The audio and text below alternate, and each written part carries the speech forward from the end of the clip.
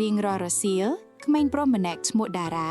តែងតែដើរទៅកាន់វាលស្មៅបៃតងធំមួយនៅជិតភូមិរបស់គាត់តារាចូលជិតឈើមើលខ្លែងពណ៌ស្រស់ៗហោះរាំលេងខ្ពស់នៅលើមេឃ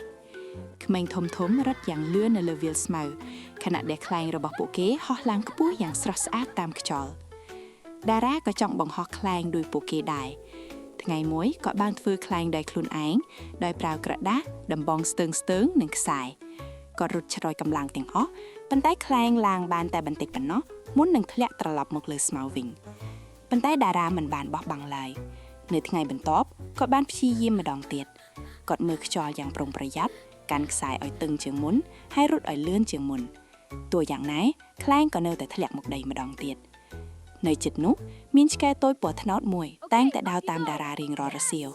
វាក្រវីកន្ទុយរត់ក្បែរគាត់ហើយដេញខ្លែងរាល់ពេលដែលវាធ្លាក់ចុះ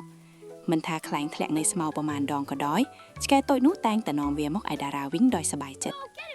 ពេលតារាមើលឃើញឆ្កែតូចដែលរីករាយបែបនេះគាត់បានយល់អ្វីមួយសំខាន់ឆ្កែតូចនោះមិនដែលឈប់រត់មិនដែលឈប់ព្យាយាមហើយក៏មិនដែលអស់សង្ឃឹមឡើយនៅថ្ងៃបន្ទាប់តារាបានកែសម្រួលខ្លែងរបស់គាត់ហើយរងចាំដោយអត់ធ្មត់ឲ្យខ្យល់ខ្លាំងជាងមុនពេលខ្យល់បាក់មកគាត់រត់ឆ្លងកាត់វាលស្មៅដោយភាពមុតមាំ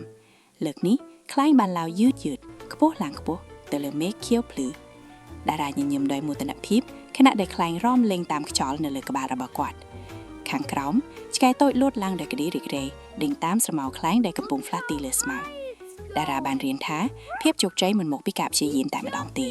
វាមកពីការអត់ធ្មត់ការអនុវត្តជាញឹកញាប់និងភាពក្លាហានក្នុងការបន្តទៅមុខជានិច្ច